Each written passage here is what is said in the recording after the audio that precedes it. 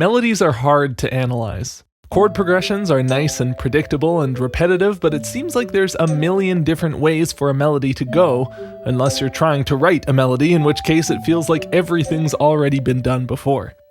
The trick is to be able to break down a melody into structural tones and embellishments. Lots of melodies share the same underlying structure without feeling unoriginal, but copying the details of a melody will make yours feel like a ripoff. Being able to delineate between melodic motion that adds to a piece's individual character and what's part of our shared musical vocabulary is crucial for analysis. And today I want to explore this concept using the soundtrack to Japan-only Super Nintendo RPG Treasure of the Rudras. This game was recommended to me by patron Ross Kersling, and it's a perfect vehicle for talking about melodic embellishment because the melodies are all written with a super strong and simple structure and then layer various amounts of embellishments on top to give each melody its character. First, how do you tell apart an important note from an embellishment? There's a list of melodic embellishments you'll learn in college music theory classes, but for now we just need 4. Enclosures, passing tones, arpeggios, and escape tones. A perfect showcase for these is the theme of the priestess Riza, titled Crime of the Heart. The melody is simple, serious, and clear.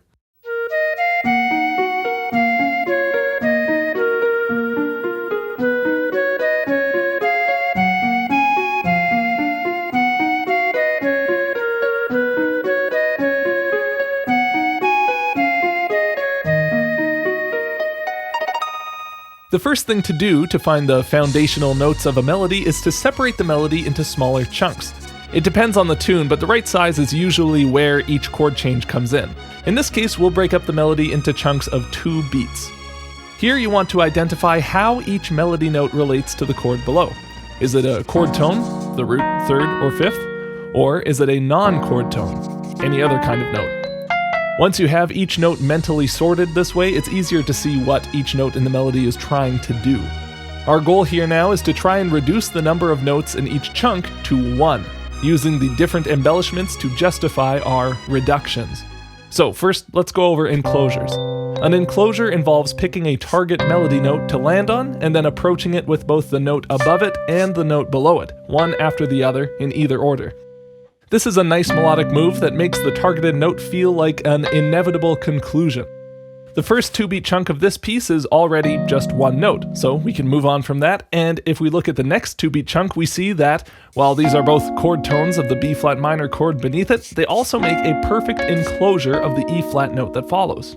So we can take this enclosure figure and reduce it to just the first note, an F. This already gives us our skeletal structure of the melody for the first 2 bars. A walk down from the 3rd of the key to the tonic and then a dip down to the 5th. A simple but strong melodic expression of E-flat minor. This is actually a mirror image of the pickup to the start of the phrase too, giving these 2 bars a very satisfying arc shape. The following 2 bars aren't quite as simple, but they can be easily reduced to their important notes with our other 3 embellishments: passing tones, arpeggios, and escape tones. The first non-chord tone that we see here is this D-flat note over this C-flat chord, and it's easy to see what kind of embellishment it is: a passing tone. Passing tones are exactly what they sound like: 1 or more notes filling in the space between 2 chord tones by just running up or down the scale. We can take this passing note out and reduce this figure to a C-flat to E-flat jump. Noticing how this leads into a D-flat note, we see that this is actually a structural enclosure, approaching this D-flat with both the notes above and below, so we can once again reduce this figure to just the first note, a C-flat. The following D-flat to F jump leads up to a G-flat note, which brings us to our next embellishment, the arpeggio. You can move up or down an arpeggio of the underlying chord as a way to embellish any structural melody note, though it's important to remember as analysts that you don't have to run up a full arpeggio of the chord. Moving just 1 note up an arpeggio can fill out space in a melody without changing the function of the original note, and without sounding like you're playing an exercise. We can see that this section of the melody is moving up a partial D-flat arpeggio, using this F to get up to that G-flat note that follows, but without that F, the feeling of the melody wouldn't really change at all, since leaping from D-flat to G-flat feels like a strong resolution up to G-flat as is. So we can take out this F and leave just a D flat here to show the functional structure of the melody. The next non-chord tone we encounter is this A flat note over this G flat chord, and this brings us to our final type of embellishment, the escape tone. You can think of this like the opposite of an enclosure. We have a target note that we're approaching by a step. Instead of dipping down to the note below the target to surround it, we move in the opposite direction from our target and then leap back the way we came. This is exactly what we see this G flat note doing to get to the following F, so we can reduce this G flat A flat movement to just a G flat. With just these 4 embellishments, we can easily take down the following 4-bar phrase too. The G flat at the start uses passing motion to get down to D flat. This D flat uses an enclosure to get to C flat. We have another enclosure filled in with passing motion to get back to D flat. An escape tone brings us from this G flat again down to F, and then we close off the melody with another enclosure filled in with a passing tone to resolve to our tonic E flat. Let's hear how the skeleton of the melody sounds compared to the original.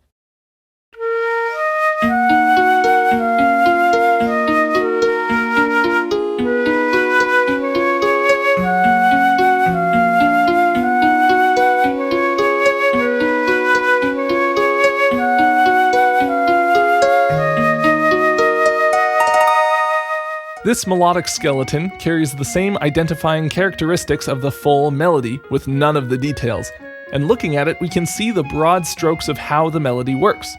We establish an E flat minor sound right from the top, then pivot to a resolution to G flat via a 4-5-1 jump. We keep resolving to G flat, first with a 7-1, then moving down for another 4-5-1, and then the phrase ends with a walk down from G flat to end back on an E flat note. This story is mirrored exactly in the harmony, with the chords starting on E flat minor, moving to a resolution to G flat major, dicking around with C flat to D flat moves for a bit, and then ending back on our E flat minor tonic. By breaking down melodies like this, you can start to see the point of the piece, the musical story that the melody and harmony are telling together. The embellishments on the melody are the details that make the story interesting and give it its individuality. These details can be changed, too, to best suit the vision of the piece. In the Warrior Scions theme, titled Sword of the Valiant, the skeleton of the melody bounces between G minor chord tones and the raised 6th of the key E natural. This raised 6th evokes a hopeful brightness inside of the minor key, which is a super common tactic in fantasy game music. The answering phrase sees the flat 6 come in with this E flat chord, which moves up an arpeggio of the chord and leads via an enclosure to the 3rd of the following F chord, before walking down another arpeggio to land on a D for the following D minor. This D minor bar jumps up to the chord's 5th, an A, which leads nicely into the trading E flat and F chord tones that end the phrase.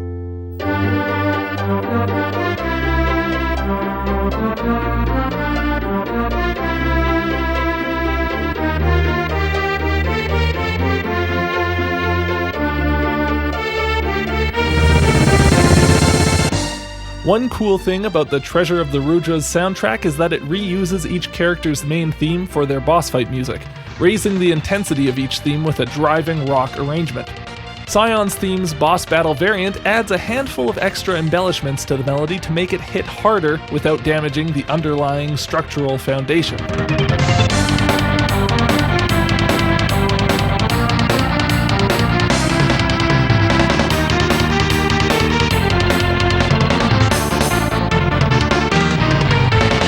The obvious extra embellishment is the ending of this phrase, moving from D minor to E flat. Rather than leaping up from D to an A note and then leading into E flat that way, we get this flurry of 16th notes. This certainly feels more badass, but it also isn't adding anything substantial to the melody that wasn't already there. The basic skeleton of D moving up to A can still be seen. The first note of the bar is a D, and the note that lands on beat 3 of the bar is still an A. But we filled in the space between with an arpeggio up a D minor triad, and then took each note of that arpeggio and filled it in with a 16th note arpeggio down a D minor triad. So we get these arpeggiated inversions of D minor moving upward, with the last beat flipping the direction of its arpeggio to lead more cleanly into the E flat chord that follows. It's the same skeleton underneath, but a much more intimidating skin on top.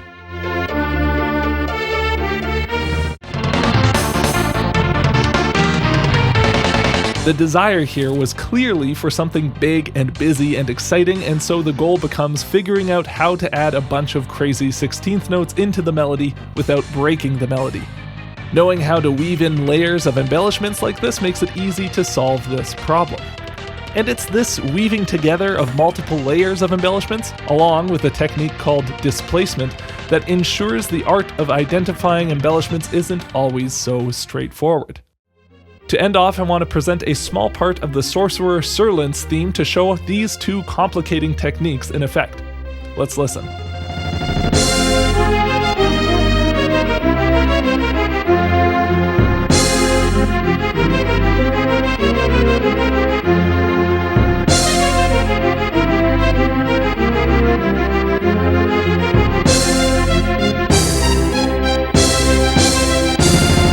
The melody is a series of elaborate resolutions from the 5 chord, C7, to the 1 chord, F minor. A very simple premise made to sound complex through its melodic embellishment. This first phrase is based around a simple move from F to E flat to C that resolves down to the tonic F. Obvious moves fill in the first bar, with a straight arpeggio up an F minor triad decorating the first F, and a filled-in enclosure looking to lead from the E flat down to the following C. But this C note we're leading to gets displaced. Rather than the note landing on the strong beat of the bar, and then other embellishing notes getting added after, the embellishments in this case get added in front of the C, pushing it back to beat 2 of the bar. The first beat of the bar leaps down to an E natural and rockets up an E diminished 7 arpeggio, which resolves very satisfyingly to the C note. E diminished 7 is a common substitute for the 5 chord in a minor key, or you could see this as an arpeggio of the C7 chord leading up to the C, with this last D flat note added as an enclosure to make the resolution feel more satisfying. Either way, it feels very satisfying to land on the C afterwards. The momentum of this resolution carries through to the C leap down to F, filled in with simple passing motion.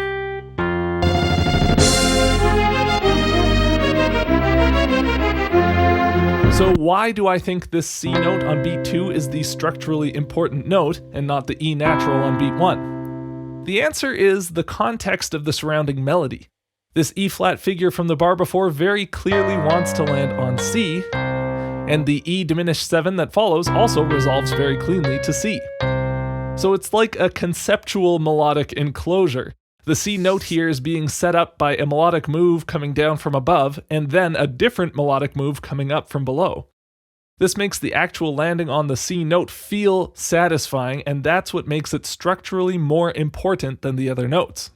Displacement can make identifying a melody's skeleton trickier, but layering in different levels of embellishments can make it feel overwhelming. Take a look at the following phrase. I would reduce this to a stepwise walk from A flat to B flat to C, and then a leap down from C, resolving to F. How did I get there? I'll go backwards step by step.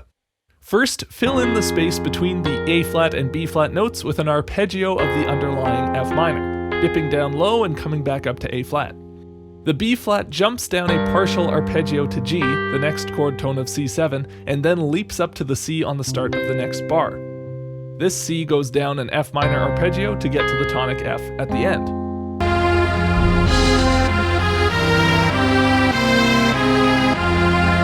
But that's just the first layer. Taking another pass, we fill in this F minor arpeggio with a passing tone between the root and third. The B flat note adds its upper neighbor C note before diving down to G, and then it runs up the scale with passing motion to get back to C. But we don't actually get to C. This beat of C is displaced by a special embellishment that I think of as a run-through enclosure. Starting on the note a step above the target, running through the target to get to the note a half step below, and then coming back up to land on the target. This puts the structurally important note on the weakest rhythmic beats of a phrase, which gives it a really cool feel. This arpeggio down to the F is filled in with a passing note, and then, to continue the 16th note rhythm, these A flat and G flat notes are both embellished with an added escape tone, bringing them down to the final F. And that's how you get from here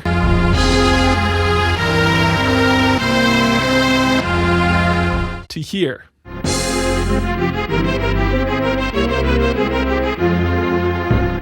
Unraveling a fractal layering of embellishments requires chipping away at a melody piece by piece. reducing it a little and then seeing if you can reduce your reduction a little more. Identifying a displaced structural note can take a little bit more intuition, but the important thing is to think about what notes feel like the main melodic points, and what each part of the melody feels like it wants to do or where it wants to go.